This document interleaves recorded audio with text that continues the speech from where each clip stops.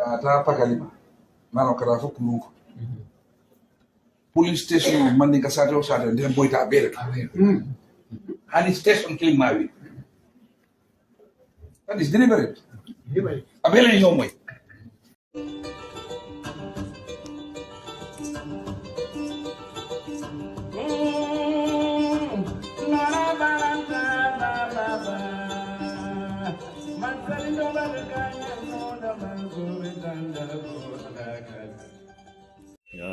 Assalamu alaikum badi mulum ngam be kontong wato nal kontong wala nal badi malan Suleiman Chang Kunkujang Keitaya UDP politika biro wolu kan update on men nati ale na UDP chupi di Kunkujang UDP politika biro YouTube channel insilamme lamin Dr. Lamin Manila.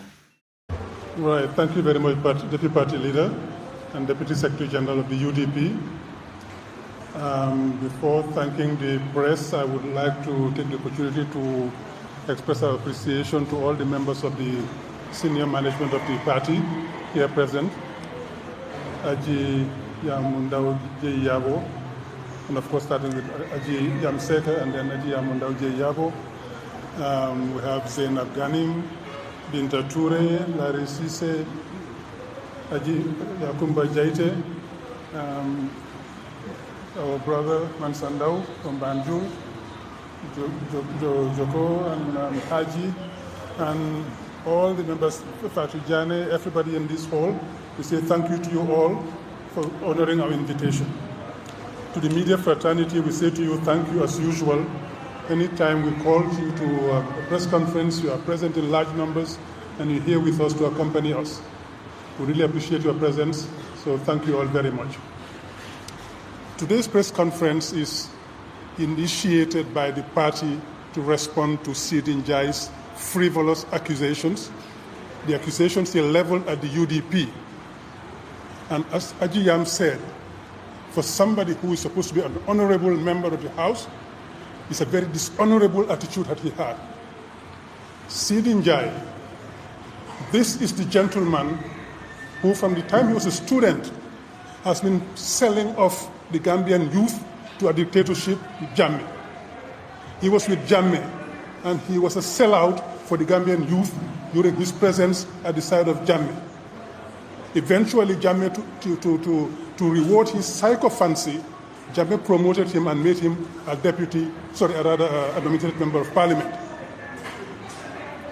Eventually, when the impasse happened here in 2016, he was promoted as Minister of Information for 7 or 9 days, I can't remember, to carry out the same sycophancy and hypocrisy that he was doing with Jammeh all the time. This is the gentleman who swore that Barrow would never be sworn in this country here. It would be over his dead body. He connived with Fabakary Jatta to bring about a state of emergency in this country, all in the attempt to subvert the will of the Gambian people. The Gambian people have had enough of the Jammeh dictatorship, and they said, this is it. The Gambia has decided, and we are moving to a new phase. Jammeh was voted out by the Gambian population and a large coalition of Gambian political parties in this country. He, with Jammeh, tried to subvert the will of the people. And to make sure that Jammeh could stay here, they voted a state of emergency, which led to a panic in this country. People fled this country because they feared that there would be conflict and people might lose their lives. And in fleeing this country, a number of people died on the road from road accidents. Women, children. People who left their houses open here, their houses were burglared. People lost a lot in this country, all because of Seedy Njie and his like. And he did all the things he did in this country so wrong. When Jammeh fled this country, he fled with him. Because he thought he had done enough evil to this country, he was going to be lynched. That's what he believed. But we Gambians, we don't lynch. We take you to court. We take you before commissions. And we make you account for what you did. But he had done so much wrong, he feared that, and he fled the country with Jammeh to Equatorial Guinea. And eventually he saw that Barrow is not the kind who would hold anybody to account. He came back with his tail between his legs. If Barrow had done the right thing, Seedy Njie would never have dared to come to this country. He would have been arrested at the airport and charged and tried for subversion. What he did was subversion in this country. And so many other things. But because Barrow would not touch them, he came back. And what did he do? As soon as he came, he went with Fabakary Tombong Jatta to Adama Barrow and told him, you know what, we can help you stay in power here. And we can make you win, we can make you rich. I'm not saying this. Barrow said it on national television. He said they went to see him and they told him that. He said when they said at the beginning he was shocked and angry. But on second thought he said maybe they are right. And what was the condition for helping him? Throw UDP out of the government. Because UDP was the people who were holding the country on the right track and making sure that what needed to be done in this country was done. So if you want us to be crooked with you, you have to throw out the good guys. And the good guys are the UDP. So UDP was thrown out of government so that they can come with Barrow to do all that they are doing. What we see today, the corruption, the impunity, and as Larry would say very nicely, the tribal politics, all of that started when UDP left this government. And Seedy Njie and Fabakary Tombong Jatta were among the architects of that.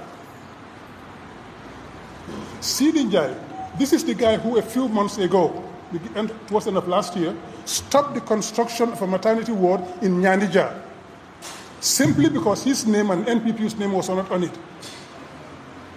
This is the guy who never worked a day in his life here to do anything for the country. He was a parasite on the Gambian resources. Seedy Njie has no qualifications, no skills, nothing. As we say in Wolof, Gorut Yetu. And he's here living off the sweat of the Gambian people. He was appointed to Parliament as a nominated member, and all he did was live off us and live big. And this is the guy today who turns around and accuses the UDP of having militia in this country, going around the country to intimidate people of non-Mandinka ethnic origin. Anywhere else in the world, he would have been fired that same day from government. Because that's a very dishonorable statement that he pronounced. And we are going to sue him in court to come up with the evidence that we have militia in this country which are going around trying to intimidate people. He has made that accusation, leveled it against us. He will have to prove it in court. Who does Seedy Njie think he is? We live in this country. He said, Filan Mage, Filan Juru. Yeah, Filan Juru, Filan Mage. We were all here. So any militia in this country, there's nowhere to hide. And if UDP had militia in this country, Seedy Njie and co would have been very happy. Because then they would arrest those people and disband the UDP for having set up a militia in this country. That's what they wanted. That's what they wanted 2 years ago when the PRU officers were killed. PRU officers were killed here, 2 gentlemen and a lady was seriously injured. We as UDP immediately denounced it and said we must find the culprits and bring them to court. What did the government do? They immediately sent out this spokesperson, Sankare, to accuse us, UDP, of having been behind that killing of those gentlemen. He said the people involved got the money in a mosque in this country, and the money was shared between them, and that the government had laid hands on part of that money. He said that that guy was a member of the UDP, he was present at the UDP rally, and he was for Yankuba Dabo in Brikama Area Council. They had set up something to frame us, to make us responsible for a killing that has absolutely nothing to do with us. Nothing. And they are the ones who should tell us who got killed. And they have framed a young man when they could not frame us. They framed a young man who is languishing in jail today. And they cannot even prove that case.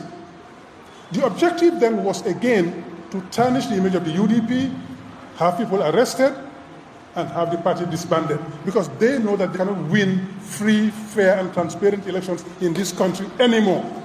They know that. And they are scared out of their wits. that if UDP wins, or rather when UDP wins, it's not if, when UDP wins, they will be called to book. And they know that they cannot win elections. They know that they cannot buy the elections anymore. They know that they cannot intimidate people into voting for them. And they cannot rig the elections because we told them stealing elections is over in this country. Nobody will steal our victory anymore. And in 2026, we're going to win and win big and go to the State House and call them before the courts. That's why they are scared. This last attempt by Seedy Njie is another attempt to frame the UDP, to say they are an undemocratic institution, they are a violent institution. They've accused us of tribalism. Of course that failed. Nobody believes that anymore. That has been a lie that has been going on from the Gambia days. Nobody believes that anymore. Nobody believes that UDP is a tribalist party. But they did in 2021. They went out there, Dembo by force, and all of them went out there to accuse us of being a tribalist party, that we will throw people out of this country who are not Mandinka when we win. How on earth can anybody think like that? Who is UDP to throw out Gambians out of the Gambia? The Mandinka, the Fula, the Jola, the Sarahule, the Serial, the Akua, everybody in this country, anybody who is Gambian. And no ethnic group has the possibility to throw out anybody from this country because you just feel like doing it.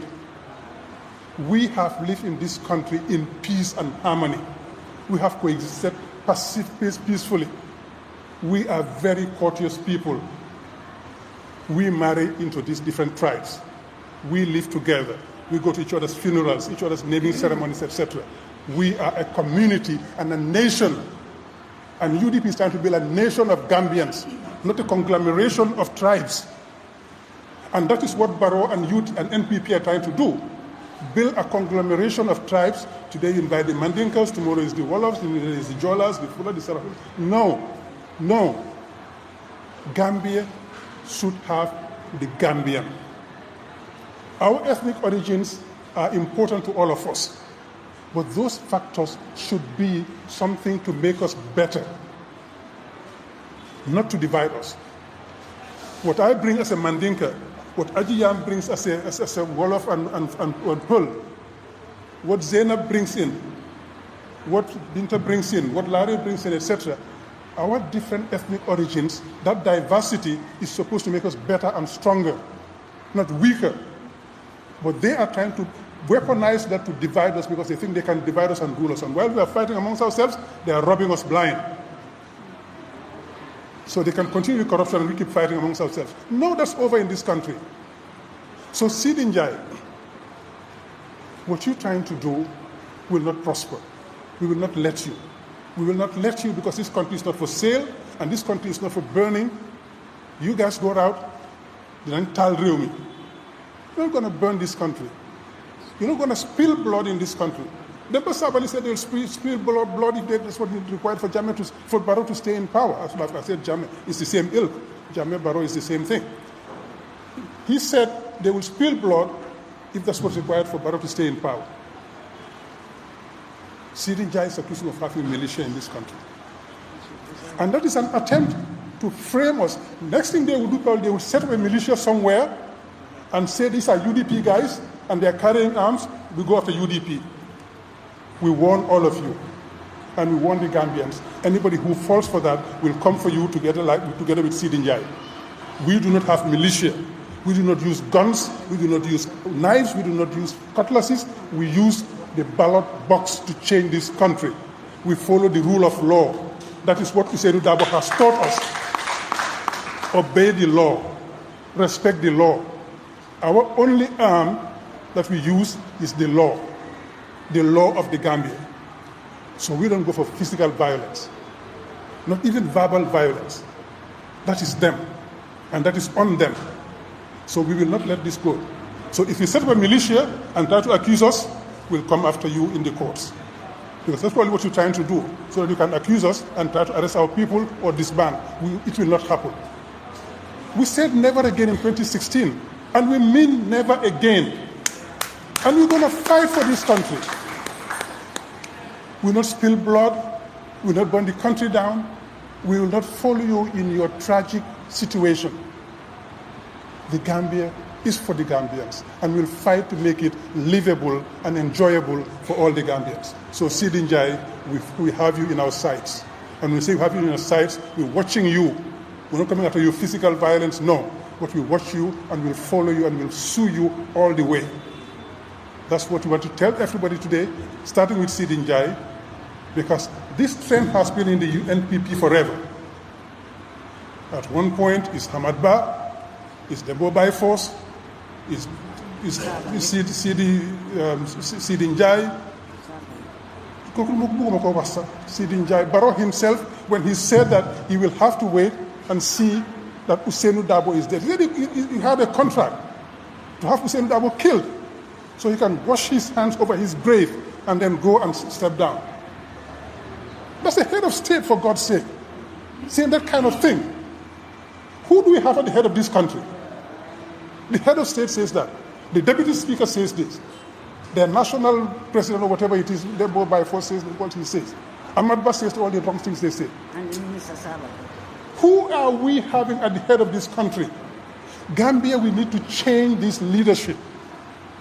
Because they have failed to do what is required of them as Gambian government, they say, let's burn the country down. Let's start chaos so we can stay in power. Because they fear that when they come down, they'll be accountable. Look at all that they try to do with the Constitution.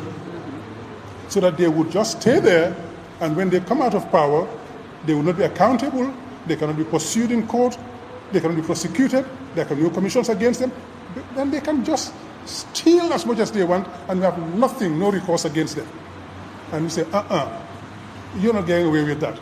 So we voted out the Constitution, the draft, because we want impunity to end in this country. We want accountability to be the rule of the day. And we want nobody to stay in power here for more than 10 years, 2 terms. Because if you have that otherwise, the impunity is what's making Seedy Njie and his people bold. Because they think that they can stay for another 10, 15, 20 years and nobody will hold them to account, so then they do all the wrong things. But if they know that in 2026 they are going and they have to account for what they do, things will change. So we want impunity to stop, and that will stop. It's been a long time I've been talking. Just allow me to say a few words in Wolof before handing over to my colleagues and Larry and the rest to say. Seedy.